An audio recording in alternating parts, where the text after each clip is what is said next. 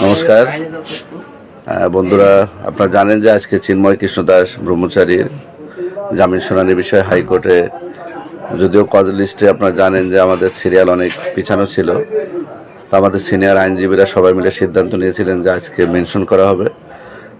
আপনাদেরকে আরেকটু অবগত করি, এর আগেও গত সপ্তাহে বিজ্ঞ আদালতকে মেনশন করা হয়েছিল। বিজ্ঞ আদালত বলেছিলেন যে এই সপ্তাহে মেনশন করার জন্য এবং তিনি শুনানি চেষ্টা করবেন।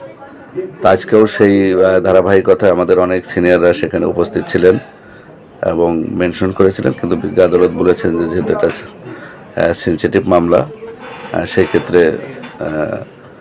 নিয়ম অনুযায়ী যেভাবে সিরিয়ালে আসে সেদিনই শুনানি হবে। তারপরেও আমরা চেষ্টা করব যে আগামী সপ্তাহে আর একবার মেনশন করার জন্য, যদি কজ লিস্টে আমাদের না আসে, শুনানির উপযুক্ত না হয়, আমরা আরেকবার বিজ্ঞ আদালতকে অনুরোধ করব। তো এই মুহূর্তে আজকে জামিন শুনানির যে বিষয়টা, সেটা আজকে জামিন শুনানি হচ্ছে না। তা আমরা ঈশ্বরের কাছে প্রার্থনা করব যে উনি বিজ্ঞ আদালতে খুব দ্রুতই হয়তো জামিন শুনানি হবে এবং তিনি মুক্তি পাবেন এবং আমরা ন্যায় বিচার পাবো। তা সবাই ভালো থাকেন, সুস্থ থাকেন এবং প্রভুর জন্য বা আপনারা সহ যারা অন্যান্য যারা কারাগার আছে তাদের জন্য প্রার্থনা করবেন, তারা যেন সুস্থ থাকে এবং খুব দ্রুত আইনি লড়াইয়ের মাধ্যমে তাদেরকে যেন আমরা মুক্ত করতে পারি। তা যারা আজকে বিজ্ঞ আইনজীবী যারা সবাই উপস্থিত ছিলেন, এখানে আমাদের